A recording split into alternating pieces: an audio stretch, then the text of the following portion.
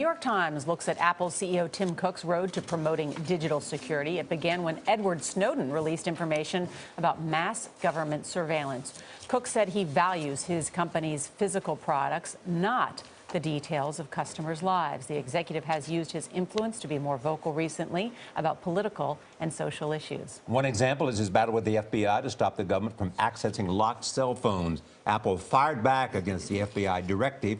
Cook wrote, quote, "The government is asking Apple to hack our own users and undermine decades of security advancements. Major tech companies side with Apple." Twitter CEO Jack Dorsey tweeted, "We stand with Tim Cook and Apple and thank him for his leadership." Google and Facebook also expressed support. Public opinion varies. Some say the company should help fight terrorists like the San Bernardino killers. Others argue our civil liberties are at risk here. NYPD Deputy Commissioner of Intelligence and Counterterrorism John Miller is back at the table. He is, as you know, our former senior correspondent, and we like him very much. John Miller, welcome back. Nice it's always to be good back. to see you. Following up on what Charlie said that Tim Cook said, he says further, the government suggests this tool could be used once and only once on one phone, but that's simply not true.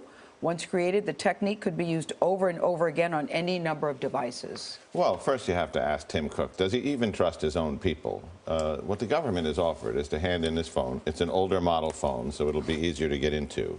And for them to develop a technique to get past the passcode lock, which is the thing that makes it erase the whole phone after 10 false tries.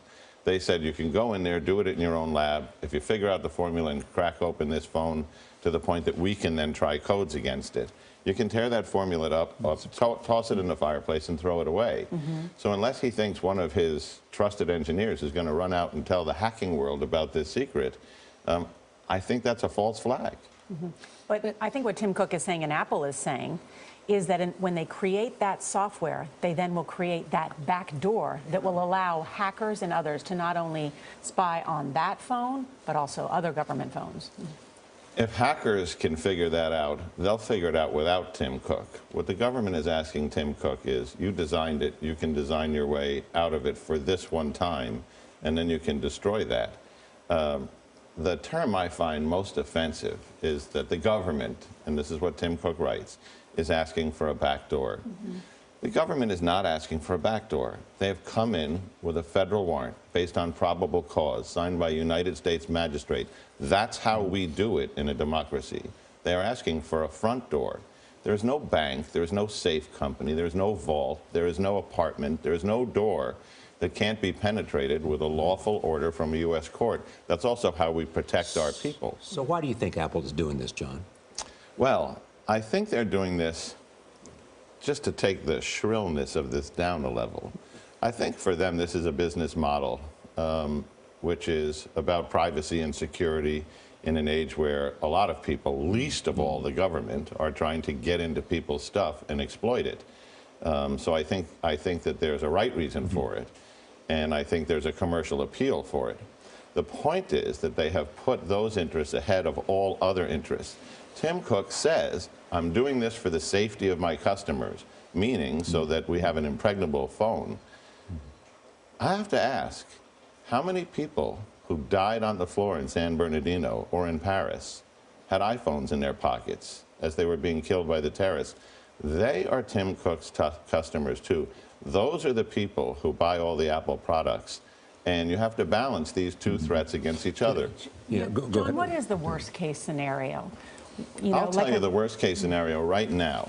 When I go to bed at night, I think all day, what did I do and what little thing did I miss? Do you want to know what I think about today? I think about in that phone in San Bernardino of those two killers who murdered more than a dozen people and wounded more. Who were they in touch with? Did someone tell them to do it? And if that piece of information is in there and that can be exploited, who did that someone talk to here in New York City, and what could happen next? And just quickly to that point, too, Apple has been cooperative with the government in the past. All of the information on that phone that was backed up to the cloud, my understanding is has been passed to law enforcement. But he stopped backing up his phone about a month and a half before the attacks. So the concern of law enforcement is, what did he do in that last month and a half? What's on that phone that suggests he may have been in contact with another cell, with someone overseas, etc.? You know, a phone isn't a phone. A phone is a giant mass storage device. There are notes in there. There are apps in there. There are all kinds of things in there that don't touch the cloud. There are things that do touch the cloud. There are things that are saved. There are documents. It's not really Apple or Verizon or any other company or Google's call to say, we'll decide what you should see with a lawful order. Yeah, 2 points. One, Apple has in its advertisements, in its public statements, always said we're different from other tech companies because we're not out about the data about our customers. That's not what we do. We sell phones. Right. That's all we do. And that's what they've said. The second, though, can you, in a sense, say to Apple, I guarantee you there is no way that if you help us open this particular phone within the confines of your own technology location, that it will not get out and other people won't use it. The government's offer has been very specific here, which is get past one feature of this phone, we'll do the rest with a little bit of help, and then we'll move on to the next case. They're not talking about hand us a formula to use again. What is amazing, again, back to what Nora said, is they've been working on this. This is not a new issue. This has been an issue between Apple and the government for a while. You know, I have some experience with Apple, and I find that Apple is capable of doing what Apple wants to do.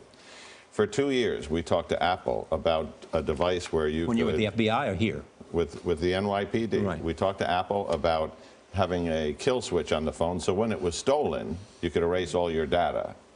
They said it couldn't be done until it became bad PR, and then they figured it out in 5 minutes.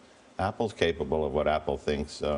Apple's capable of what Apple's capable of, and they'll decide to do it when they think it's right. And they should do it now. It's a court order. I don't know how they're special. Okay. Thank you, John. All right, John Miller, thank you very much.